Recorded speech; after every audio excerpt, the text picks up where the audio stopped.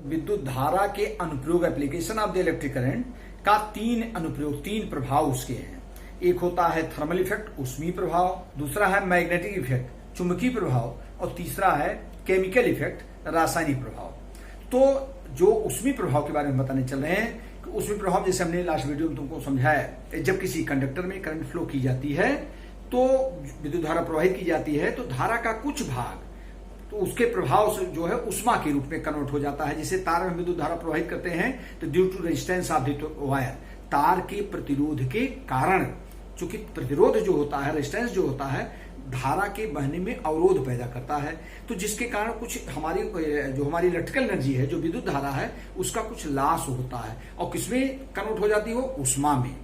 तो इसी को हम कहते हैं थर्मो, जिससे हमारा तार गर्म हो जाता है। विद्युत धारा प्रवाहित करें और तार हमारा गर्म हो जाता है, तो इसी को कहते हैं विद्युत धारा का ऊष्मीय प्रभाव। विद्युत धारा के ऊष्मीय प्रभाव पर आधारित जो हमारे डिवाइस हैं, जो हमारे बनाए गए हैं, यंत्र बनाए गए हैं, उसमें जैसे हमारा मेन है विद्युत बल्ब, इलेक्ट्रिक प्रेस जो होता है जिससे कपड़ा प्रेस किया जाता है, हीटर। तो हम बताने चल रहे हैं सबसे पहले इलेक्ट्रिक बल्ब के बारे में। यह एक ऐसी युक्ति है जो विद्युत ऊर्जा को ऊष्मीय ऊर्जा में कन्वर्ट करती है, ऊष्मीय ऊर्जा में। अब ये कहोगे बल्ब प्रकाश क्यों देता है? तुमको पढ़ाया गया है कि जब कोई वस्तु बहुत उच्च ताप पर होती है तो अपने अंदर से ऊष्मीय विकिरण का रेडिएशन करती है, जो हमको प्रकाश के रूप में दिखाई देता है। जैसे सूर्य हमारा प्रकाश दे रहा है, सूर्य क्या है, बहुत, इसका ताप बहुत ऊंचा है, जल करके एकदम लाल है, तो अपने अंदर से प्रकाश का उत्सर्जन करता है, रेडिएशन निकालता है। ठीक उसी प्रकार से जब बल्ब का ताप जो बहुत ज्यादा हो जाता है तो जिसके कारण हमें उसमें से प्रकाश उत्सर्जित होता है।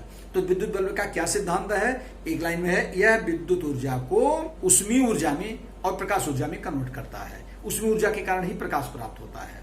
तो हम विद्युत बल्ब की रचना तुमको बताने चल रहे हैं। ये कांच का जो होता है, ये खोखला बल्ब होता है, कांच का है, गोलाकार। इसके भीतर वैक्यूम होता है, निर्वात, या इसके अंदर अक्रिय गैसें होती हैं, हीलियम, नियान, नाइट्रोजन आदि अक्रिय गैसें भरी जाती हैं। अब इसमें इसकी कंस्ट्रक्शन क्या है, जरा ध्यान दीजिए। इसके अंदर तांबे के 2 सुचालक तार होते हैं, तांबे के 2 सुचालक तार, ऐसे तार आएंगे अंदर, ये होते हैं।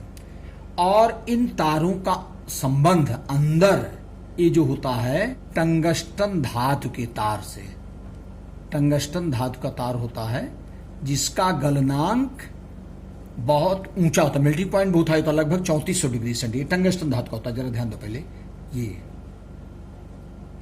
और इसी में जो होता है हमारा ये टंगस्टन धातु का ये स्प्रिंग जैसा वायर लगा होता है, और इसमें ये हमारा होता है। ये दोनों तार, ये जो वायर हमारा आया यहाँ से, ये दोनों वायर कभी भी एक दूसरे को स्पर्श नहीं करते, बल्कि कांच में होते हैं, इनको अंदर भी कांच होता है। अब जरा ध्यान दीजिए, और इसमें जो है एक सपोर्टिंग यहाँ पर तार लगा देते हैं ताकि ये लटका न रहे। अब क्या होता है इसमें, सुनो, और इसके बल्ब के मुंह को रांगा से पूरा सील कर, इसके अंदर से वायु निकाल करके उसको पूरी तरह सील कर दिया जाता है। और यहाँ पर 2 खूंटियां लगी होती हैं जिसकी सहायता से हम बल्ब को क्या करते हैं, होल्डर में लटकाते हैं। और यहाँ पर थोड़ा सा बल्ब ऊपर जो है ये उभरा होता है, जहां भी तार हमारे जुड़े होते हैं ये थोड़ा सा उभरा होता है। यही जा करके प्लग में, यही जो उभरे हुए भाग हैं, यही प्लग में जा करके अंदर ऐसे टच करते हैं तब इसमें करंट आती है। अब इसका सिद्धांत क्या है, जरा ध्यान दीजिए। जब इसके अंदर, बल्ब के अंदर विद्युत धारा प्रवाहित की जाती है तो ये जो तंतु हमारा टंगस्टन धातु तंतु, इसका प्रतिरोध बहुत ऊंचा होता है, इसका रेजिस्टेंस बहुत ऊंचा होता है। इसका जो गलनांक होता है इसको कहते हैं तंतु, ये फिलामेंट होता है, इसको बोलते हैं फिलामेंट। ये तंतु, इसको टंगस्टन धातु का होता है, टंगस्टन धातु का ये तंतु होता है। और ये हमारे जो होते हैं, ये जो दोनों देख रहे हो, ये है तांबे के सुचालक तार। और ये हमारा ऊपर होता है रांगा, ये ऊपर हमारा रांगा लगा होता है, इसके अंदर सील कर दिया जाता है पूरी तरह से ताकि इसके अंदर वायु प्रवेश न कर सके। जरा ध्यान दीजिए, मेन रोल यही इन्हीं दोनों का है। तो अब इसका प्रिंसिपल क्या होता है, जरा ध्यान दीजिए। जब इसके अंदर विद्युत धारा प्रवाहित की जाती है तो तंतु का प्रतिरोध बहुत ऊंचा, इसका जो गलनांक होता है, गलनांक ये होता है 3400 डिग्री सेंटीग्रेड, 3400 डिग्री सेंटीग्रेड। अब जरा ध्यान दीजिए, तो जब इसके अंदर विद्युत धारा प्रवाहित की जाती है, इसका प्रतिरोध बहुत ऊंचा होता है, टंगस्टन धातु जो होता है इसका प्रतिरोध बहुत ऊंचा होता है। तो जब इसके अंदर विद्युत धारा प्रवाहित की जाती है तो ये धारा को रोकता है, जिसके कारण हमारी विद्युत ऊर्जा, जो बिजली है, जो करंट आ रही है, वो उष्मा में कन्वर्ट हो जाती है। ये तंतु जल करके एकदम लाल हो जाता है, रक्त तप्त, गर्म होकर के एकदम रक्त तप्त हो जाता है, रेड हीटेड, एकदम लाल हो जाएगा, और जिसके कारण ये प्रकाश देता है। तो मेन इसका यही है। तो मेन इसकी रचना ये एक ही सिद्धांत पर काम करता है, विद्युत ऊर्जा को उसमें ऊर्जा बदलता है। अब किसमें क्या है, इसमें एक कांच का जो है ये हमारा खोखला बल्ब होता है जिसके भीतर निर्वात होता है।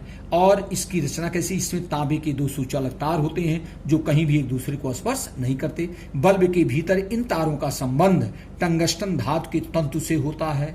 इसका प्रतिरोध बहुत उच्च होता है, गलनांक लगभग 34 होता है। इसकी यही रचना है। अब इसके जैसे ही विद्युत बल्ब में विद्युत धारा प्रवाहित की जाती है तो ये जो तंतु है ये इसका प्रतिरोध उच्च होने के कारण ये रेड हीटेड रक्त तप्त हो जाता है, जिसके कारण ये प्रकाश और ऊष्मा को देता है। अब यहाँ पर दो प्रश्न ये उठता है कि बल्ब के भीतर से वायु निकाल लेना क्यों आवश्यक है, निर्वात क्यों रखा जाता है, क्यों वायु में ऑक्सीजन होती है, ऑक्सीजन गैस स्वयं नहीं जलती, जलने में सहायक होती है। तो अगर ऑक्सीजन यहाँ रहेगी उसकी उपस्थिति में तंतु हमारा जल जाएगा। टंगस्टन ऑक्साइड, जैसे ऑक्सीजन आएगी तुरंत टंगस्टन ऑक्साइड बन जाता है, हमारा फ्यूज हो जाता है। दूसरा चीज होता है इसके अंदर आर्गन नियान जो हम गैसें भरते हैं उसके कारण ये तो ताप नियंत्रित होता है। पहली चीज यहाँ पर ऑक्साइड नहीं बनने पाता, ताप का नियंत्रण करते हैं गैसें। और दूसरी कारण जो इसके अंदर प्रकाश उत्सर्जित होता है उसकी तीव्रता बढ़ जाती है। तो जो हमारे अच्छे क्वालिटी के बल्ब होते हैं उनके भीतर अक्रिय गैसें जैसे नाइट्रोजन है, हीलियम है, नियान आदि अक्रिय गैसें भरी जाती हैं। वायु क्यों नहीं भरी जाती, मैंने इसके बारे में तुमको बता ही दिया, क्योंकि वायु में ऑक्सीजन गैस होती है, ऑक्सीजन गैस स्वयं नहीं जलती, जलने में सहायक होती है। अगर ऑक्सीजन इसके अंदर आई तो तुरंत ही तंतु हमारा जल जाएगा, जिससे बल्ब हमारा फ्यूज हो जाता है। बल्ब फ्यूज क्यों होते हैं, उसके दो ही कारण होते हैं। तो जो हमने यहाँ सील किया है, अगर ये ज्यादा जब लगातार बल्ब जब यूज होते रहते हैं तो धीरे धीरे यहाँ गैपिंग हो जाती है, और जैसे गैपिंग हो जाती है तो थोड़ा सा ऑक्सीजन जैसे इसके अंदर आई तो बल्ब फ्यूज हो जाता है। तो इस प्रकार से ये जो है बल्ब का ही सिद्धांत है। इसके अलावा आजकल जैसे हम एलईडी और CFL यूज कर रहे हैं, एलईडी और CFL भी इसी सिद्धांत पर काम करते हैं